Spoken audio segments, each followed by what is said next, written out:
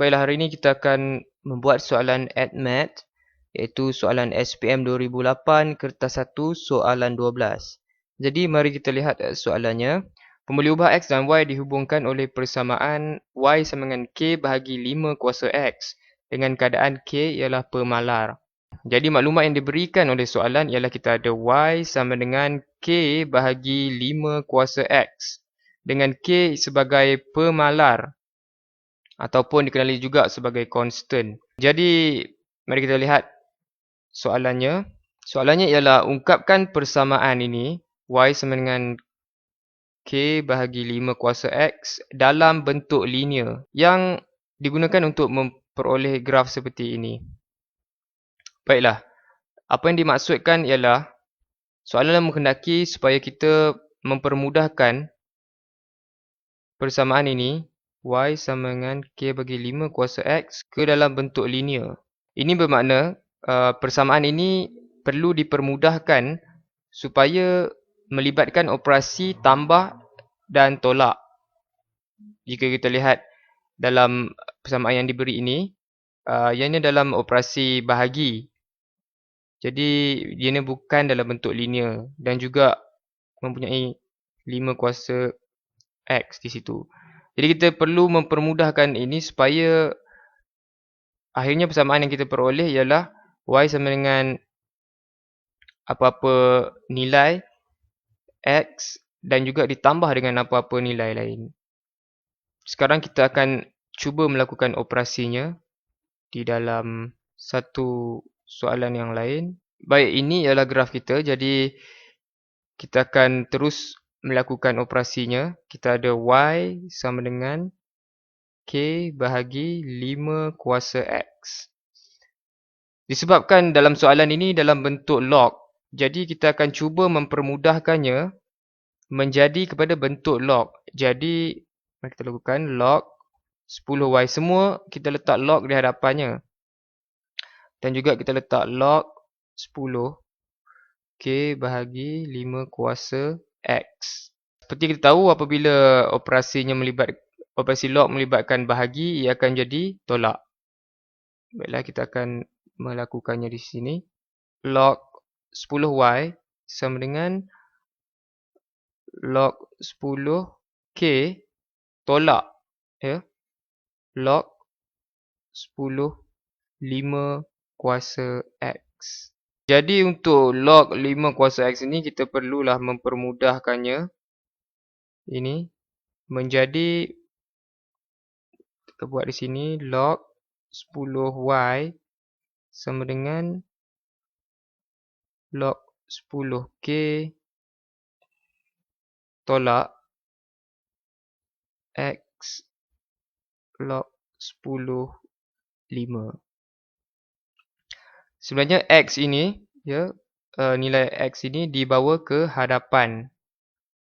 Jadi ini ialah kita punya persamaan dalam bentuk linear.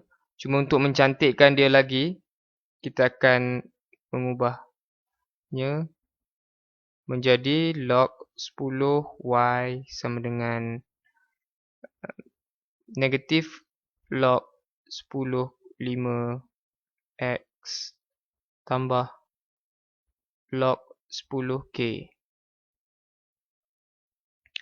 Nilai negatif ini dimasukkan di dalam kurungan dan X ini dikeluarkan, diletakkan di luar ini supaya ianya berbentuk seperti Y sama dengan MX tambah C yang akan dibincangkan kemudian.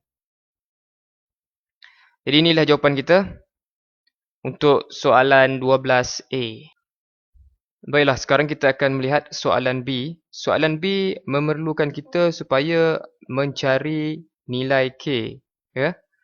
Soalan B ini berkaitan dengan soalan A. Jadi apabila kita tengok jawapan kepada soalan A kita tadi, iaitu saya akan tulis kembali log 10Y sama dengan negatif log 10 5 X tambah log 10K. seperti yang diterangkan, jawapan ini berbentuk seperti Y sama dengan M X tambah C. Yang mana M ialah kecurunan ataupun gradient dan C ialah silangan Y ataupun Y-intercept. Saya akan tulis di sini M sama dengan gradient atau kecurunan, C ialah Y-intercept atau silangan Y.